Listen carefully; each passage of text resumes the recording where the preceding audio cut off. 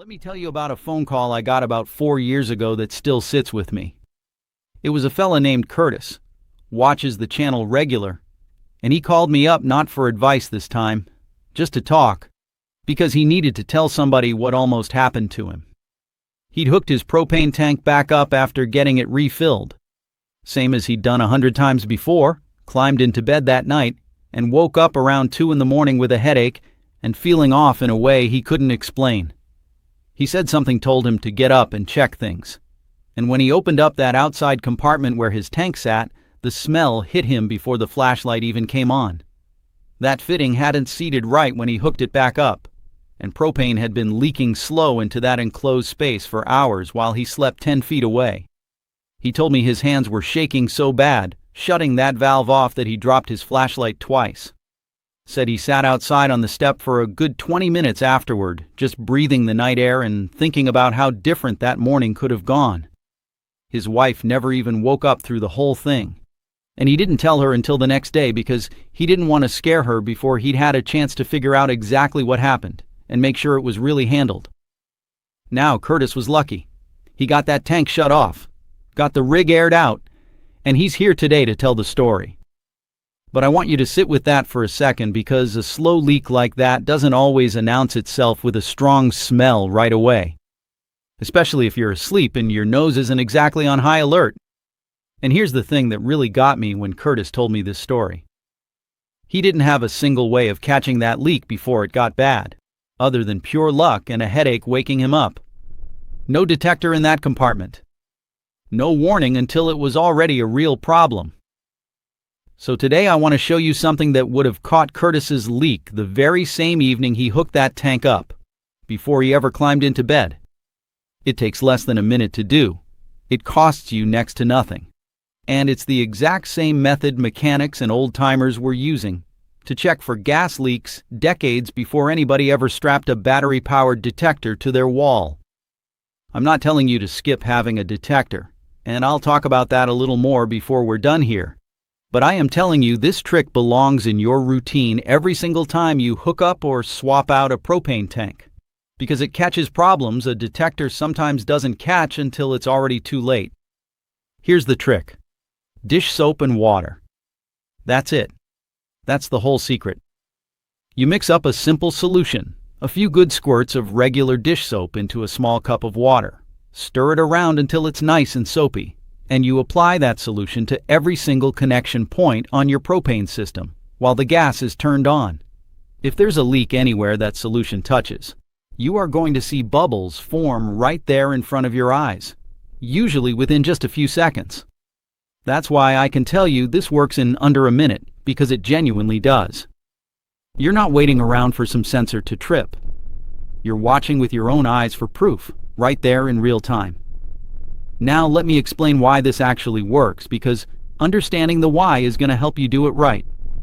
Propane, when it's escaping from a fitting or a connection that isn't sealed properly, is coming out under pressure, even if it's just a tiny amount.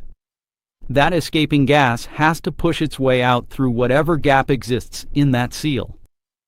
When you've got soapy water sitting right on top of that gap, the escaping gas has nowhere to go but straight through that soap film. And when gas pushes through a soap film, it forms a bubble, same as when a kid's blowing bubbles with a wand. A big leak's going to give you a rapid stream of bubbles almost instantly. A small leak, even one so slow you'd never catch a whiff of it with your nose, is still going to give you a bubble eventually. Maybe growing slow at the edge of that fitting, but it will show up. And that's something your nose simply cannot guarantee, especially if you've got any kind of head cold, or you're outside where the breeze carries the smell off before it ever reaches you. Now, before I walk you through the actual test, I want to explain something that surprises a lot of folks, and it's an important piece of why I don't want anybody relying on their nose alone, even though propane's got a smell built into it on purpose. Pure propane actually has no odor at all. None. The rotten egg smell you associate with it, that's an additive called ethyl mercaptan, and the gas companies put it in there specifically so a leak has some chance of being noticed. But here's the catch. That smell can settle low, get carried off by wind if you're outside, or sometimes even fade a little over time in older tanks. And if you've got any congestion or you're a heavy smoker, your ability to catch that smell isn't what it used to be either. Curtis didn't smell anything strong until he opened that compartment door directly, and by then gas had already been building for hours. That's exactly why a visual test, one where you're not depending on your nose working perfectly, matters so much. I also want to explain why RVs in particular are more prone to these slow leaks than you might expect from a home propane setup sitting still in one spot. Every time you tow that rig down the highway, every fitting, every connection, every hose is taking on vibration, mile after mile, bump after bump. That vibration works fittings loose over time in a way a stationary tank at a house never has to deal with. Add in temperature swings, hot in the afternoon sun and cold overnight, and the metal and rubber in those connections is constantly expanding and contracting just slightly, which is exactly the kind of movement that can turn a snug fitting into a slightly loose one without you ever touching it. That's why this isn't a one-time check you do when you first buy the rig. It's something the road itself is working against you on, mile after mile, trip after trip. Let's walk through exactly how you do this the right way, because there's a proper order to it, and I don't want you missing a spot. First thing, and I mean absolutely first thing, make sure you're doing this outdoors, or in a well-ventilated area, never inside a closed-up rig. You want that gas, if there is any escaping, to have somewhere to disperse safely while you're testing. Turn your propane tank on at the valve, just like you normally would to use your appliances, so gas is actually flowing through the system, and under pressure at every connection point. Now take your soapy water, and you can use an old spray bottle for this if you want to cover ground quick, or a small paintbrush, or even just your fingers to dab it on if you're working a tight spot, and apply that solution generously right onto each connection. Start at the tank itself, right where the regulator screws onto the tank valve.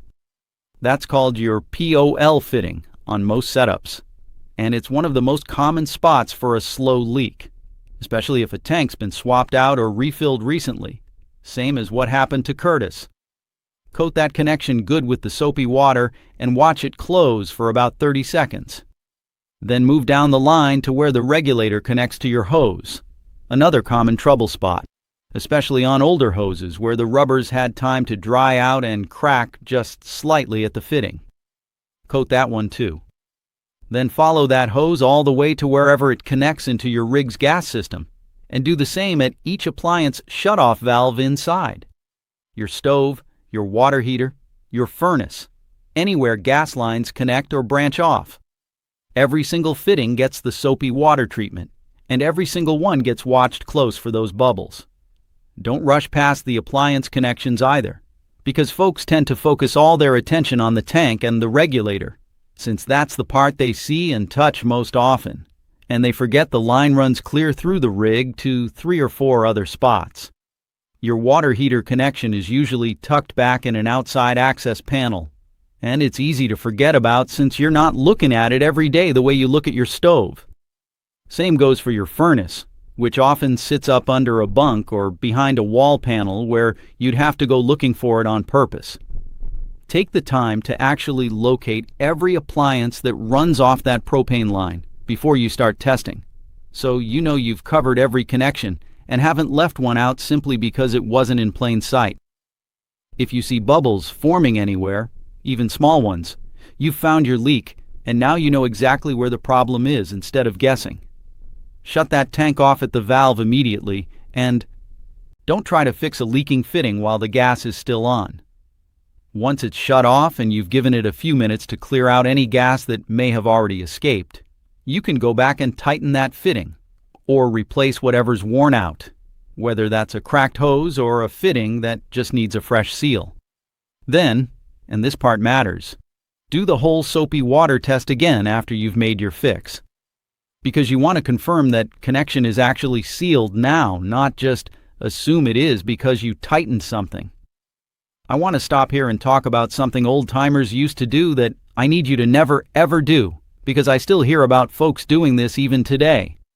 Some old school advice out there tells you to check for a gas leak by holding a match or a lighter near a fitting to see if it catches. I cannot stress enough how dangerous that is. If there's any real amount of propane escaping at that spot, you're not testing for a leak anymore. You're lighting a fuse. I don't care how many times somebody's grandfather claims he did it that way and nothing ever happened. All it takes is the one time it goes wrong. And with propane, wrong means a flash fire right in your hands or right at your rig. The soapy water test does exactly the same job of showing you where the leak is, without ever putting an open flame anywhere near escaping gas. There is no reason on this earth to use a flame when soap and water does the job just as fast and doesn't carry any of that risk. Now, where did I learn this trick myself? I picked this one up from an old mechanic named Walt. Ran a little shop outside of Flagstaff for near on 40 years before he retired. I brought a rig in one time because I kept smelling something faint every now and then. Nothing strong enough to really pin down, and I figured it was probably nothing. Maybe just residue from filling the tank. Walt didn't even hesitate. Grabbed a spray bottle he kept sitting right there on his workbench, already mixed up and ready to go, and had my whole system tested in about 90 seconds flat. Found a hairline gap at my hose connection I never would have caught on my own. Tightened it up, retested to make sure it held, and sent me on my way. Charged me about nothing for his time and told me, "Keep a bottle of this mixed up in your rig at all times, Hank. Cheapest insurance you'll ever buy." I asked him why more folks didn't already know this trick, and he just shrugged and said, "Because it's too simple to sell. Ain't nobody making money off dish soap." That stuck with me, and it's a good part of why I make videos like this one. Nobody's getting rich off teaching you this, which is exactly why it doesn't get talked about as much as it should. While we're on the subject, I want to mention a couple of the most common mistakes I see folks make that end up causing these leaks in the first place. Because knowing what to watch for helps you catch problems even before you break out the soapy water. The biggest one is over-tightening a fitting, thinking tighter means safer. It doesn't. Propane fittings are designed to seal with a reasonable amount of torque, and cranking down on them harder than that can actually damage the seal or the threads, which creates the very leak you were trying to prevent.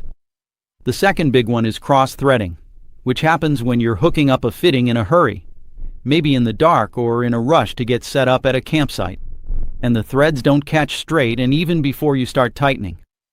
That looks connected, feels connected, but it's not sealed right, and it's one of the most common causes of a slow leak right at the tank. Take your time hooking that regulator on. Feel for the threads catching smooth before you start turning, and you'll avoid a whole lot of trouble before it starts. Let's talk cost for a second, because that's part of why I love this trick so much. A bottle of dish soap runs you a couple dollars and lasts practically forever for this purpose, since you're only using a small squirt each time. Mix it into an old spray bottle you've probably already got sitting under your sink, and you've got a leak detection kit that costs you next to nothing and takes up almost no space in your rig. Compare that to some of the fancier electronic leak detectors on the market, which can run you anywhere from $30 to over $100 depending on what you buy. And even those still benefit from a soapy water double check, because an electronic sniffer tells you gas is present somewhere in the air. But it doesn't always tell you exactly which fitting is the culprit, the way watching bubbles form right on the connection does. And that brings me to something I want to be real clear about, because I don't want anybody thinking I'm telling you to skip having an actual propane and carbon monoxide detector installed in your rig. You absolutely still want one of those, and you want the batteries fresh and the unit tested regular, because that detector is doing a job the soapy water test can't do, which is watching around the clock while you're sleeping, while you're driving, while you're not actively checking connections yourself. Test that detector's function button every month or so while you're at it, since a detector with a dead battery is no better than not having one at all. And that's an easy thing to let slip when you're not thinking about it. What I'm giving you today isn't a replacement for that detector. It's a habit that catches problems before they ever get the chance to trigger that detector in the first place. which is exactly the difference between finding a slow leak calmly in daylight with a spray bottle and finding out about it because an alarm's going off at 2 in the morning. So when should you actually be doing this check? Every single time you connect a new or refilled propane tank. No exceptions, because that connection point is exactly where problems most often start. Same as what happened to Curtis. Also, do it at the start of every camping season if your rig's been sitting a while, since hoses and fittings can dry out or shift some just from sitting unused. If you've had any work done on your propane system, even something as simple as a new hose or a replaced regulator, test it before you trust it, because a professional installation is still a connection that can be off, and you're the one sleeping in that rig, not them. And honestly, if you ever catch even the faintest whiff of something, and you're not sure if it's real or just your imagination, don't talk yourself out of checking. Grab that spray bottle, do the 30-second walk around on every connection, and put your mind at ease one way or the other instead of just hoping it's nothing. I'd also add, if you're the kind of RVER who tows a lot of rough roads, gravel drives out to a favorite fishing spot, washboard Forest Service roads, that sort of thing, you ought to be checking more often than somebody who mostly sticks to smooth highway and paved campgrounds. All that jostling is exactly the kind of vibration I mentioned earlier that works fittings loose over time. And if you're putting your rig through more of that than the average camper, your connections are working harder to stay sealed than most. A quick check before and after one of those rough trips takes you a minute and tells you whether that drive shook anything loose. I want to hear from you on this one. Drop a comment down below and tell me if you already keep a soapy water bottle in your rig for this, or if this is new information for you today.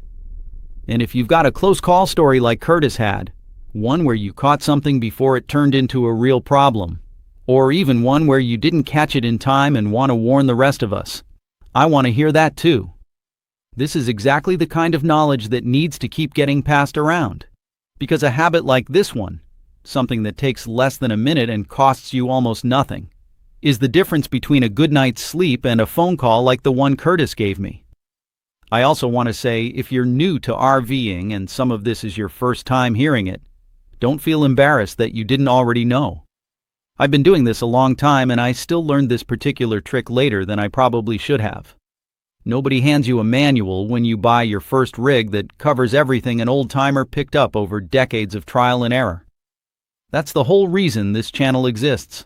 And that's exactly why I want you sharing this video with anybody you know who's newer to the RV life, especially if they're the type to put off learning the safety stuff until something forces the issue. Better they learn it from a video than the way Curtis almost had to learn it. Before I let you go, I want you to actually do something with what you just learned, not just nod along and move on to the next video. Go find an old spray bottle today. Mix up that dish soap and water, and give your whole propane system a check right now, even if you haven't smelled a single thing and everything seems fine. That's exactly the point of this trick. You're not waiting for a problem to announce itself. You're catching it before it ever gets the chance to. And that's a habit that costs you a minute of your time and could end up saving a whole lot more than that. I'm Hank Dawson. Thank you kindly for listening to Roadside Wisdom, and I'll see you in the next one.